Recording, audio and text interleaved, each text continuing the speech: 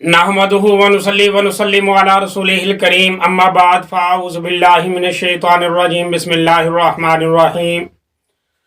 अम्मन खलक़स समावाति वल अर्ज़ व अनज़ल लकुम मिनस समाइ माअन फ़अंबतना बिही हदाइका ज़ात बहजा आमनतु बिल्लाहि सदक़ल्लाहुल अज़ीम।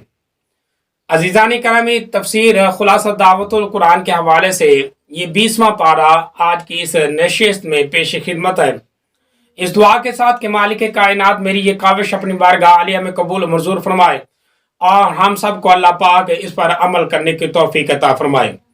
इस 20वें पारे के सूरतों के एतबार से 3 हिस्से हैं। पहली सूरत नमल और दूसरी सूरत कसस और तीसरी सूरत अनकबूत। इस एतबार से ये 3 हिस्से सूरतों के एतबार से इस पारे के होंगे।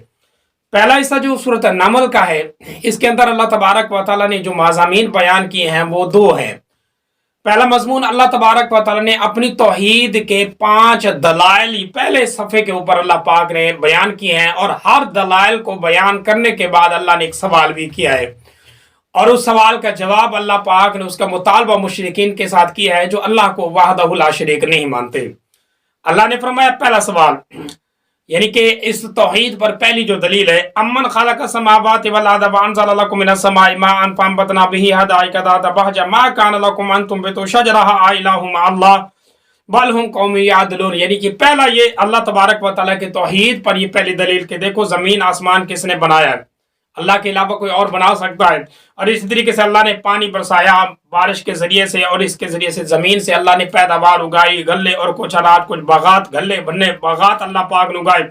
और दरख्त उगाए। ये सारी तख्लीक अल्लाह की है और अल्लाह वहदहु ला शरीक है इस तख्लीक के अंदर। तो अगर ये मुशरिक अल्लाह के साथ किसी और को शरीक बनाते हैं तो इनको कहो कि वो शरीक क्या ये काम कर सकते हैं। इसी को अल्लाह पाक ने सवाल भी किया है कि आ इलाहु मअल्लाह, के अल्लाह के साथ कोई और इन कामों में कोई शरीक है, कोई माबूद ऐसा तुम्हें मिल जाए जो ये कारीगरी या ये तख्लीक करके दिखाए। तो उस वक्त मुशरिक भी कहेंगे, बड़े के बड़े बुत परस्त जो होंगे ना वो भी कहेंगे नहीं, ये तो सिर्फ अल्लाह की कारीगरी है और अल्लाह के अलावा कोई और नहीं कर सकता। इसी तरीके से दूसरी चीज, अमन जअल अल्लाह करार व जअल खिलाला, जमीन को अल्लाह पाक ने बिछाया, उसके ऊपर नहरें चलाई और उसके ऊपर इंसानी गोया के जिंद की अल्लाह पाक ने वाबस्ता की, पहाड़ दिखाए। ये सारी तख्लीक भी अल्लाह पाक की है। फिर अल्लाह पाक ने फरमाया, आ इलाहु मअल्लाह, क्या इनसे पूछो जरा क्या अल्लाह के अलावा कोई और ये काम कर सकता है। उस वक्त कहेंगे नहीं, अल्लाह के साथ भी मिलकर कोई नहीं, किसी ने नहीं किया, ये अल्लाह वहदहु ला शरीक ने किया है। तो अल्लाह पाक ने कहा बल अक्सरुहुम ला यालमून, फिर इनसे कहो अक्सर लोग जो जानबूझकर अनजान बने हुए हैं क्यों बने हुए हैं। और इसी तरीके से तीसरी चीज, अम्मा युजीबुल मुस्तरा इज़ा दअऊ व यक्शिफु सुआ, इसमें अल्लाह पाक ने बड़ा प्यारे अंदाज में अल्लाह पाक ने तंबीह किया है कि जब कोई बंदा मजबूर हो जाता है, बीमार हो जाता है, लाचार हो जाता है, जब सारे दुनिया के ताल्लुकदार, दुनिया की सारी चीजें उसको मुंह मोड़ लेती हैं, तो उस वक्त पुकार उसकी किसकी तरफ होती है। जब सारे नाते टूट जाते हैं तो उस वक्त उसकी खालिसतन पुकार अल्लाह की तरफ होती है। तो अब बताओ क्या इस हाल में कोई और सहारा तुम्हें मिल सकता है, अल्लाह के अलावा कोई और नहीं मिल सकता। तो अल्लाह ने फरमाया अफला तज़क्करून, फिर नसीहत क्यों नहीं कबूल करते। और फिर इसी तरीके से अल्लाह पाक ने फरमाया अम्मा यहदीकुम फी ज़ुलुमातिल बर्रि वल बहरि व मन युरसिलुर रियाह, देखो तो सही जमीन के अंदर और इस समंदर के अंदर ये जो अल्लाह पाक ने रास्ते चलाए हैं, इन रास्तों की तरफ हिदायत देने वाला कौन है। यानी ये मुकम्मल सोच विचार,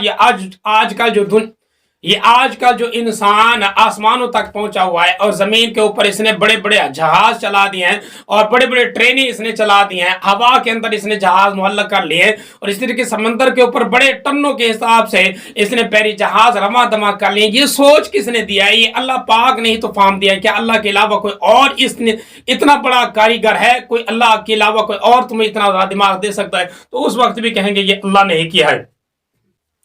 और 5वें नंबर पर अल्लाह पाक ने जो दलील दी है, अम्मा यब्दउल खल्क़ सुम्मा युईदुहु व मन यर्ज़ुकुकुम मिनस समाइ वल अर्ज़, के जरा देखो तो सही, जिस अल्लाह ने तुम्हें जमीन के अंदर पहली दफा पैदा करके भेज दिया है, दूसरी दफा भी वही पैदा कर लेगा। ये जो आजकल के लोग جو انسان کے دوسری زندگی یعنی مرنے کے بعد کی جو زندگی ہے ان کا انکار کرتے ہیں، تو اللہ نے ان کو سمجھایا ہے دیکھو جو اللہ پہلی دفعہ دنیا کے اندر بھیج کر کھلا سکتا ہے، پلا سکتا ہے، زندگی کو چلا سکتا ہے، دوسری زندگی بھی دے کر اللہ پاک اس کے لیے انتظامات بھی کر سکتا ہے، اور اللہ پاک نے وعدہ کر لیا اپنے کلام کے اندر، تو اللہ دوسری زندگی بھی اللہ پاک نے اس انسان کے لیے بنا کے رکھی ہے۔ بہرحال یہ 5 قسم کے دلائل تھے جو اللہ تبارک و تعالیٰ نے اس پہلے حصے کے اندر بیان کر دیے۔ اور اس صورت کے اندر دوسری جو چیز اللہ تبارک و تعالیٰ نے بیان کی ہے وہ ہے کچھ احوال قیامت۔ مختلف طریقوں سے اللہ تبارک و تعالیٰ نے احوال قیامت بیان کی ہیں، اور قیامت کے بعد کے حالات، یہ پورے 2 صفحے آ رہے ہیں، 2 رکوع، ان کے اندر اللہ تبارک و تعالیٰ نے مکمل آخرت کے حالات بیان کر دیے ہیں۔ سب سے پہلے اللہ تبارک و تعالیٰ نے انسان کو اپنے حکم کا پابند بنایا اور اپنے حکم کی طرف دعوت دی ہے۔ اللہ پاک نے ارشاد فرمایا ہے وَإِنَّ رَبَّكَ لَذُو فَضْلٍ عَلَى النَّاسِ وَلَكِنَّ أَكْثَرَهُمْ لَا يَشْكُرُونَ۔ اللہ کا تو فضل انسان کے اوپر ہمیشہ سے ہمیشہ رہے گا، لیکن اکثر لوگ ہیں جو اللہ کے فضل کا شکر ادا نہیں کرتے۔ اللہ نے فرمایا وَإِنَّ رَبَّكَ لَيَعْلَمُ مَا تُكِنُّ صُدُورُهُمْ وَمَا يُعْلِنُونَ۔ وہی رب ہے جو تمہارے دلوں کے راز جو ہے نا ان سے بھی واقف ہے۔ وَإِنَّ هَذَا الْقُرْآنَ يَقُصُّ عَلَىٰ بَنِي إِسْرَائِيلَ أَكْثَرَ الَّذِي هُمْ فِيهِ يَخْتَلِفُونَ۔ اللہ نے اپنا کلام بھیج دیا، قرآن بھیج دیا، اس قرآن کے اندر اللہ تبارک و تعالیٰ نے مکمل کے مکمل ضابطے بھیج دیے ہیں اور پورے قصے بیان کر دیے ہیں، یعنی وہ قصے جو ماننے والے تھے وہ کامیاب ہو گئے، اور اسی طریقے سے جو نہ ماننے والے تھے وہ ناکام ہو گئے۔ مکمل اللہ پاک نے صورتیں بیان کر دی ہیں۔ اور پھر اسی طریقے سے احوال قیامت میں سے اللہ پاک نے ایک واقعہ بیان کیا ہے، چھوٹا سا اشارہ کیا ہے وَإِذَا وَقَعَ الْقَوْلُ عَلَيْهِمْ أَخْرَجْنَا لَهُمْ دَابَّةً مِّنَ الْأَرْضِ تُكَلِّمُهُمُ النَّاسَ وَكَانُوا بِآيَاتِنَا لَا يُوقِنُونَ۔ یعنی وہ اشارہ کر دیا کہ جب اللہ پاک کا کلمہ پورا ہو جائے گا، یعنی قیامت جب مقرر ہو جائے گی، قیامت آنی ہے، تو اس سے پہلے اللہ ایک واضح دلیل نکالے گا کہ زمین سے ایک جانور نکلے گا، وہ جانور باتیں کرے گا، انسانوں کو بلائے گا اور انسانوں کو اللہ پاک کے احکام کی طرف اس انسان کو پکارے گا۔ تو یہ بھی اللہ پاک کی قیامت کی نشانیوں میں سے ایک نشانی ہوگی۔ اب اس کے بارے میں علماء کے مختلف اقوال ہیں، کچھ نے کہا ہے کہ وہ واقعتاً جانور ہوگا، کچھ نے کہا نہیں جانور کی طرح ہوگا، اس کی شکل و صورت حیبت جو ہوگی وہ تو جانوروں کی طرح ہوگی، لیکن وہ اصل میں ہوگا جانور نہیں، فہم و فراست رکھتا ہوگا۔ اور اس کی طرف آج کل کے جو جدید علماء ہیں وہ اس کی طرف انہوں نے اشارہ بھی کیا ہے کہ آج کل کے دور میں یہ جو روبوٹ بنائے جا رہے ہیں، اور یہ حالانکہ ہیں مشینیں، لیکن ان کے سب کچھ بولنے کے انداز، سب کچھ فہم و فراست انسانوں کی طرح ہے، اور یہ بول بول کر دکھا رہے تھے گویا کہ اللہ پاک کا یہ وعدہ جو سچ ہو گیا کہ ایک جانور نکلے گا جو جاندار ہوگا، یعنی ہوگا تو نہیں جاندار، لیکن وہ شکل و صورت میں اور حیبت میں انسانوں کی طرح ہوگا اور انسانوں سے باتیں کرے گا، وہ جاندار ایک ہوگا۔ تو اشارہ علماء نے آج کل کے جدید جو علماء ہیں فقہا، انہوں نے اشارہ اس کی طرف بھی کیا ہے، واللہ اعلم بالصواب۔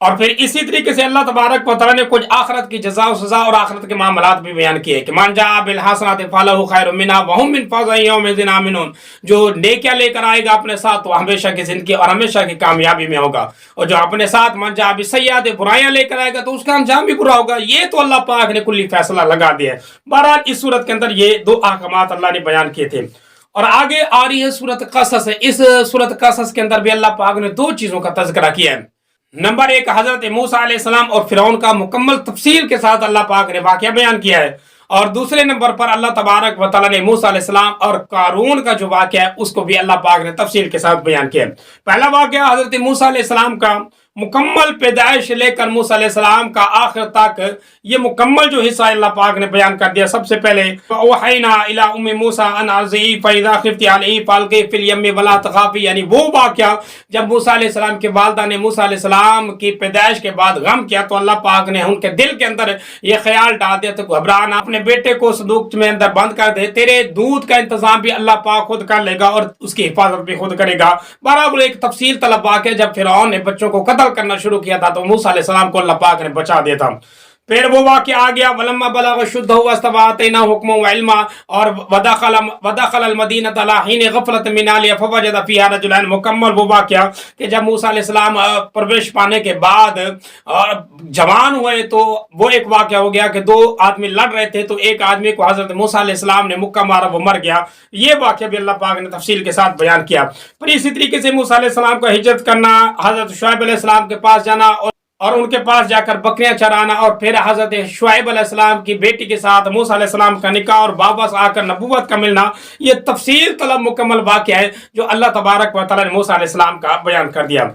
اور پھر اسی طریقے سے دوسرا موضوع جو اللہ تبارک و تعالیٰ نے بیان کیا ہے وہ موسیٰ علیہ السلام کے دور میں جو قارون تھا، جو خزانوں کا مالک تھا، اس کا واقعہ بھی اللہ تبارک و تعالیٰ نے بیان کر دیا۔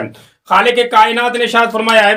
کہ ان قارون کان ممن قوم موسیٰ فبغى علیہم وآتیناہم من الکنوز ما ان مفاتحہ لتنوء بالعصبۃ اولي القوہ، کہ وہ قارون جس کو اللہ پاک نے اتنا خزانہ دیا تھا کہ اس کے خزانے کی جو چابیاں تھی وہ ایک جماعت اٹھا کر چلتی تھی۔ اب اتنا بڑا خزانہ، لیکن وہ خزانہ بھی ایسا کہ خزانہ جو لوگوں کو دکھائی دے رہا تھا، تو اللہ تعالیٰ نے اس قارون کو عبرتناک موت دی اور عبرت بنا دیا انسانوں کے لیے کہ اتنا بڑا خزانہ اور خزانے کو مالک، لیکن اس کا انجام کیا ہوا؟ فخرج علی قومہ فی زینتہ قال الذین یریدون الحیاۃ الدنیا یا لیت لنا مثل ما اوتی قارون، جب وہ اپنی قوم کے اندر نکلتا اس کا راٹ پاٹ اور اس کا رہن سہن، اس کا خزانہ اور اس کی بڑی خوبصورت تب و دو، لوگ جب دنیا کے طالب دیکھتے تو کہتے کہ کاش ہمیں بھی اس طرح کا کوئی خزانہ مل جائے۔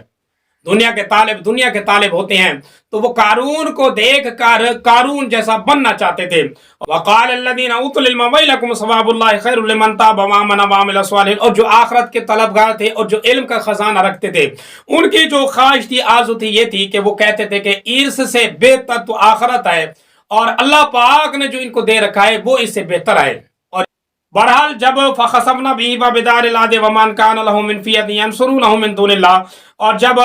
اس قارون کو اللہ پاک نے دھسا دیا خزانے سماعت زمین کے اندر، تو وہ جو طلب کرتے تھے، دنیا کے طالب تھے، وہ جب اس کی عبرت دیکھ کر وہ توبہ استغفار کرنے لگ گئے، اور جو علم والے تھے وہ ان کو واعظ و نصیحت کرنے لگے۔ بہرحال اللہ پاک نے پورا واقعہ بیان کرنے کے بعد اس طرح اشارہ کیا کہ دیکھو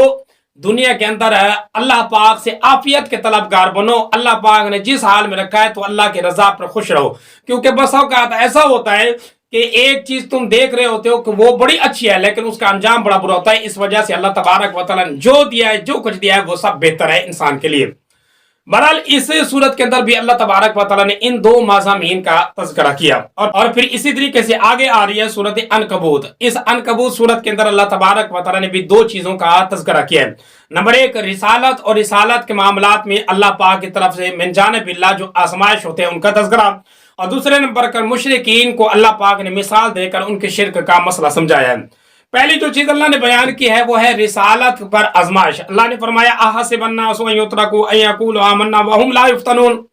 کہ وہ صحابہ آتے تھے حضور صلی اللہ علیہ وسلم کے پاس اور آ کر کہتے تھے کہ کاش اللہ پاک نے، ہم جو اللہ کو مانتے ہیں،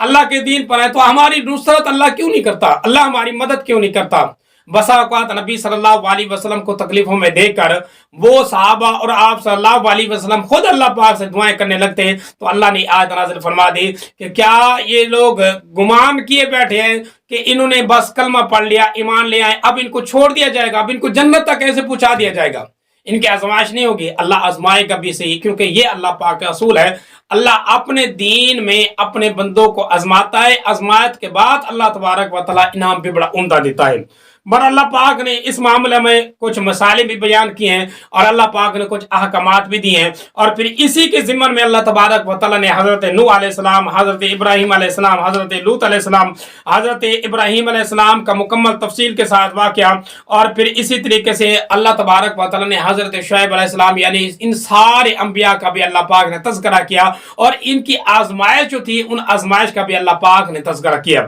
کہ دیکھو یہ سارے نبی بھی اس دنیا کے اندر آئے تھے، ان کو بھی اللہ پاک نے آزمایا تھا، ایسے تو اللہ پاک نے ان کو بھی کامیاب نہیں کیا۔ اور پیغام دینا ہے مسلمانوں کو کہ جب اللہ پاک کے ایمان پر، دین پر، شریعت پر آ گئے تو اس پر ثابت قدم رہیں، اللہ کی طرف سے تھوڑی سی آزمائش آئے گی، پھر اللہ پاک کی طرف سے انعام بھی بڑا عمدہ آئے گا۔ اور پھر دوسری جو چیز اس صورت کے اندر اللہ پاک نے بیان کیا ہے وہ ہے مشرکین کی مذمت، اور اس کے ضمن میں اللہ پاک نے مثال دی ہے کہ دیکھو ایک طرف اللہ ہے جو حقیقت ہے، ایک طرف شرک ہے، اور مشرکین کے جو معبود باطل ہے وہ باطل ہیں، اور ان کی اللہ نے مثال دی ہے مثل الذین اتخذوا من دون اللہ اولیاء کمثل العنکبوت اتخذت بیتا وان اوحن البیوت لبیت العنکبوت لو کانوا یعلمون، کہ اللہ نے فرمایا ایک مکڑی ہوتی ہے، وہ مکڑی کیا کرتی ہے کہ جالا بناتی ہے۔ اب دیکھو جالا جب وہ بنا رہی ہوتی ہے تو پورا اس کا بھروسہ اور پوری امید گویا کہ پوری دنیا اور پورے اس کا جہان جو ہے وہ اس جالے کے اندر، اس کے گھر کے اندر ہے، تو آپ سمجھو ذرا انسانوں کہ کیا کتنا ہلکا اور کتنا کمزور ہے اس کا جو گھر جس کے اوپر وہ امید لگا کے بیٹھی ہے، اور وہ سمجھتی ہے کہ پورے جہان کی آفتوں سے اس کا گھر اس کو بچا لے گا۔ وہ مکڑی بھی اتنی امید لگا کر بیٹھی ہے، لیکن کیا ہوتا ہے کہ ہوا کا جھونکا آتا ہے اس کا گھر اڑ کے چلا جاتا ہے۔ تو اللہ نے مثال دے کر سمجھائی انسانوں کو کہ دیکھو اللہ کو چھوڑ کر جس کے اوپر آپ امید ٹکا کر بیٹھے ہو، شرک کر کے بیٹھے ہو، جس کو اپنا حاجت روا مشکل کشا بنا کے بیٹھے ہو، جب ایک آفت اور ایک اللہ کی طرف سے جھونکا آئے گا آزمائش کا، تو تمہارے معبود اسی طریقے سے وہ بھی گر جائیں گے جس طریقے سے یہ مکڑی کا جالا جو ہے نا یہ گر جاتا ہے۔